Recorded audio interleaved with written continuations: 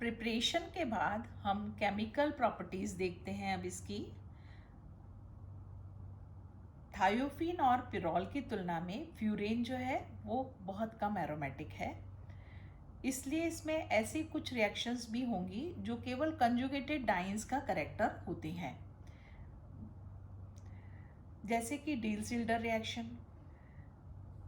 इन तीनों कंपाउंड्स में केवल फ्यूरेन ही एक ऐसा कंपाउंड है जो इस रिएक्शन डील-सिल्डर रिएक्शन को देता है, क्योंकि ये सबसे कम एरोमेटिक है। इसलिए इस रिएक्शन में इसका एरोमेटिक कैरेक्टर शो नहीं हो रहा है और ये सिंपल 1,4 कंजुगेटेड डाइन की तरह बिहेव करता है। इसमें डील-सिल्डर रिएक्शन देखिए, यहाँ डील-सिल्डर रिएक्शन जो है वो फ्यूरेन के साथ मैंने मैलिक एनहाइड्राइड से कराई है।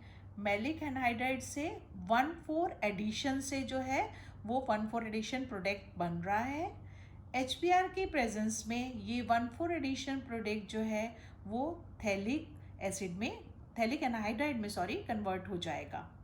ठीक है, अब यहाँ पर ये जो डील-सिल्डर रिएक्शन है उसमें क्लियरली विजिबल है कि ये 1,4 एडिशन हो रहा है। यहाँ पर 1,4 एडिशन आपने कंजुगेटेड डाइन्स में पहले भी स्टडी किया हुआ है और ये कंजुगेटेड डाइन्स की ही प्रॉपर्टी होता है। नेक्स्ट रिएक्शन जो हम स्टडी करने वाले हैं वो है हमारी इलेक्ट्रोफिलिक सब्स्टिट्यूशन।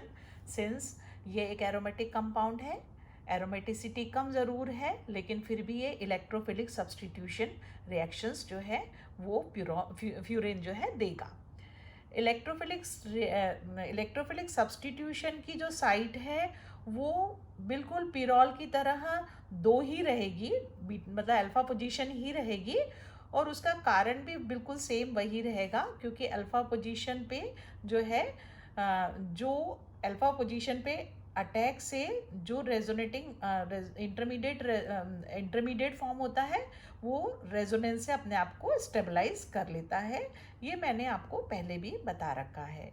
फ्यूरेन जो है लेस एरोमेटिक है, इसलिए ये जो है बहुत ही कम, इसलिए रिएक्टिव तो है, ये रिएक्टिव ऑफ कोर्स है, लेकिन यहाँ पर प्रॉब्लम इलेक्ट्रोफिलिक सब्स्टिट्यूशन की है।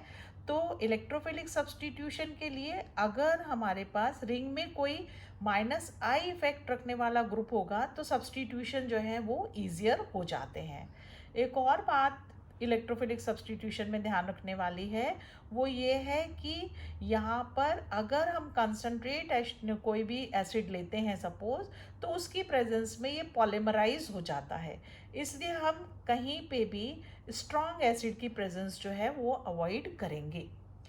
अब जैसे नाइट्रेशन ही देखिए, नाइट्रेशन यूजुअली हम किसकी प्रेजेंस में करते हैं? नाइट्रेटिंग मिक्सचर्स की प्रेजेंस में। नाइट्रेटिंग मिक्सचर क्या होता है? H2SO4 एंड HNO3 का मिक्सचर। यहाँ पर हम उसे अवॉइड कर रहे हैं क्योंकि दोनों स्ट्रॉन्ग एसिड हैं वो नाइट्रेटिंग मिक्सचर में। उसकी जगह हम जो ले रहे हैं वो है एसिटाइल नाइट्रेट। एसिटाइल नाइट्रेट की प्रेजेंस में नाइट्रेशन कराया जाएगा तो 2-नाइट्रोफ्यूरेन जो है वो सिंथेसाइज हो जाता है। नेक्स्ट रिएक्शन देखिए, सल्फोनेशन। अगेन यहाँ सल्फोनेशन में हम H2SO4 या ओलियम जो है अवॉइड करके हम सिंपल SO3 की प्रेजेंस में पिरिडीन ले रहे हैं, और जो अगेन हमने यहाँ पर एसिड की प्रेजेंस जो है अवॉइड करी है, और उससे हमें जो है 2 पोजीशन पे सब्स्टिट्यूटेड प्रोडक्ट मिल रहा है, और वो क्या है? वो है फ्यूरेन 2 सल्फोनिक एसिड। ब्रोमिनेशन देखिए यहाँ अगर हम ब्रोमिनेशन करते हैं, डायरेक्टली ब्रोमिनेशन करेंगे तो साथ में जो है HBr फॉर्म होगा, है ना, हाइड्रोजन सब्स्टिट्यूट होगी ब्रोमीन से, तो जो साइड प्रोडक्ट है वो HBr बनेगी, और वो जो HBr है अगेन वो एसिड है, तो यहाँ फिर पॉलीमराइज हो जाएगा प्रोडक्ट हमारा। तो उसका हमने जो वे आउट निकाला है वो ये है कि यहाँ ऑलरेडी जैसे फ्यूरोइक एसिड से स्टार्ट करेंगे, ब्रोमिनेशन करेंगे, तो 5th पोजीशन पे जाके ब्रोमीन जो है वो सब्स्टिट्यूट हो जाएगी, और उसके बाद हम इसको जो एसिड ग्रुप है उसको हम एलिमिनेट कर सकते हैं, उसको हम कॉपर क्विनोलिन की प्रेजेंस में जो है एलिमिनेट कर सकते हैं, और हमें 2 ब्रोमो प्रोडक्ट फाइनली मिल जाएगा। क्लोरीनेशन के लिए हमने डायरेक्टली क्लोरीन ही लिया है, लेकिन यहाँ पर उस पॉलीमराइजेशन को अवॉइड करने के लिए हमने टेम्परेचर लो कर दिया है। तो -40 डिग्री सेंटीग्रेड पे हमें 2,5-डाइक्लोरोफ्यूरेन जो है प्रोडक्ट मिल जाता है। Friedel Crafts reaction. Friedel Crafts reaction में हम AlCl3 का उपयोग करते हैं, लेकिन AlCl3 जो है वो फ्यूरेन रिंग को अटैक कर देता है और हमें डिज़ायर प्रोडक्ट नहीं मिलता है। इसलिए उसकी जगह हम जो है स्टैनिक क्लोराइड जो है SnCl4 यूज़ कर सकते हैं। फ्रिडल क्राफ्ट रिएक्शन में एल्काइलेशन और एसाइलेशन दोनों तरह की रिएक्शन कराई जाती हैं, लेकिन फ्यूरेन के केस में केवल एसाइलेशन ही पॉसिबल है, एल्काइलेशन जो है वो पॉसिबल नहीं होता है। एल्काइलेशन कराने के लिए जब भी हम एल्काइलेशन कराएंगे तो अगेन जो है रिंग जो है टूट जाती है, इसलिए केवल एसाइलेशन ही हम कराते हैं। फ्रिडल क्राफ्ट रिएक्शन के एसाइलेशन के लिए एक अल्टरनेट जो है रिएजेंट भी हम यूज़ करते हैं, जिससे हमें बहुत अच्छी यील्ड मिलती है। वो हमारा है diethyl ether in presence of boron trifluoride. ये जो कॉम्प्लेक्स है, इससे अगर हम रिएक्शन कराते हैं तो हमें 2-एसाइल फ्यूरेन मिलता है। नेक्स्ट रिएक्शन हमारी है मर्क्यूरेशन। आप सब जानते हैं कि ऑक्सीजन कंटेनिंग कंपाउंड्स में ये एक जनरल रिएक्शन है। मर्क्यूरी से oxygen containing compounds usually reaction देते हैं। यहाँ मर्क्यूरेशन जो है HgCl2 और सोडियम एसीटेट की प्रेजेंस में करा रहे हैं। मर्क्यूरेशन से आपको 2-क्लोरो मर्क्यूरिक फ्यूरेन जो है मिलेगा, लेकिन यहाँ पर इम्पॉर्टेंस इस बात की है कि ये जो हमारा कंपाउंड बनता है मर्क्यूरेटेड कंपाउंड, इसको हम बहुत आसानी से फर्दर हेलोजिनेशन या एसाइलेशन के लिए यूज़ कर सकते हैं। दोनों रिएक्शन आप देख पा रहे होंगे।